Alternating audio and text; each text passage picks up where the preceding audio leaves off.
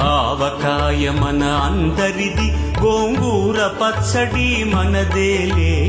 ఆవకాయ మన అందరిది, గోంగూర పచ్చడి మనదేలే. ఎందుకు పిజ్జాలెందుకు బర్గర్లెందుకు పాస్తాలింకెందుకులే. ఎందుకు పిజ్జాలెందుకు బర్గర్లెందుకు పాస్తాలింకెందుకులే. ఆవకాయ మన అందరిది, గోంగూర పచ్చడి మనదేలే.